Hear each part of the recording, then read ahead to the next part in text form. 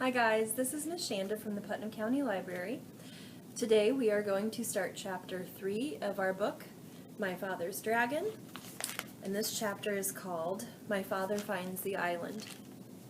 So let's get started.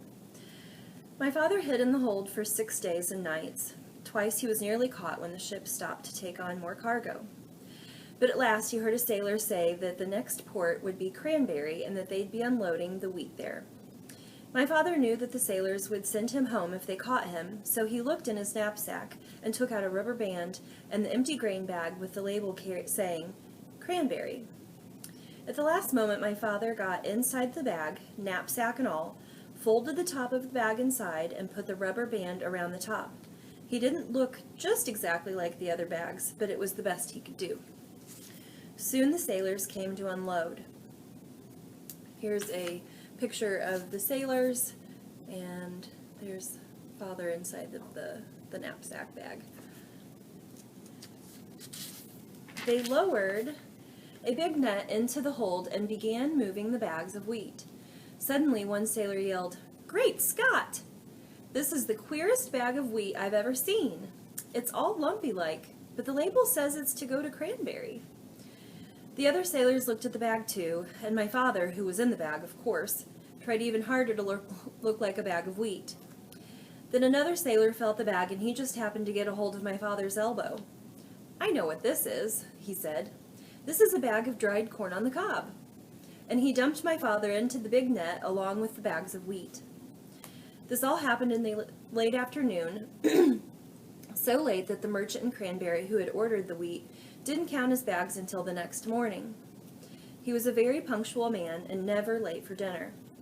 The sailors told the captain, and the captain wrote down on a piece of paper, that they had delivered 160 bags of wheat and 1 bag of dried corn on the cob. They left the piece of paper for the merchant and sailed away that evening. My father heard later that the merchant spent the whole next day counting and recounting the bags and feeling each one trying to find the bag of dried corn on the cob. He never found it, because as soon as it was dark, my father climbed out of the bag, folded it up, and put it in his knapsack. He walked along the shore to a nice sandy place and lay down to sleep. My father was very hungry when he woke up the next morning. Just as he was looking to see if he had anything left to eat, something hit him on the head. It was a tangerine. He had been sleeping right under a tree full of big, fat tangerines. And then he remembered that this was the island of Tangerina. Tangerine trees grew wild everywhere. My father picked as many as he had room for, which was 31, and started off to find Wild Island. He walked and walked and walked along the shore, looking for rocks that joined the 2 islands. He walked all day, and once when he met a fisherman and asked him about Wild Island, the fisherman began to shake and couldn't talk for a long while. It scared him that much. Finally, he said, "Many people have tried to explore Wild Island, but not one has come back alive. We think they were eaten by wild animals."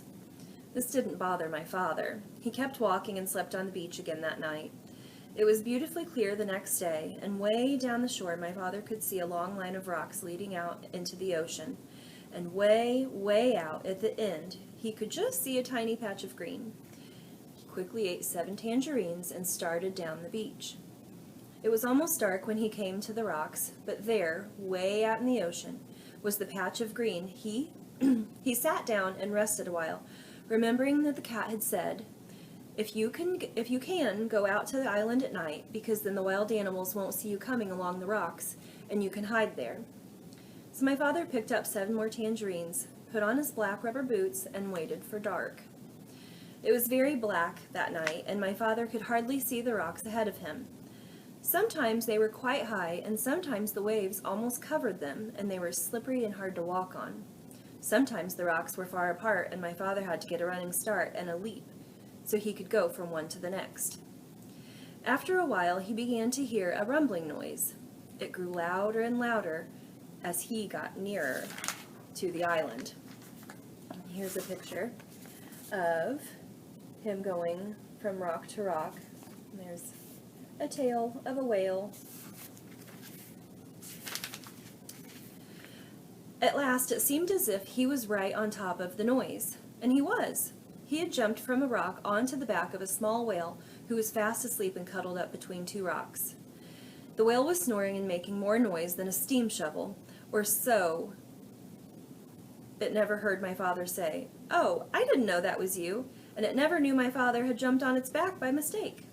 For 7 hours my father climbed and slipped and leapt from rock to rock, but while it was still dark he finally reached the very last rock and stepped off into Wild Island.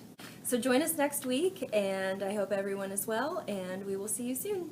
Bye!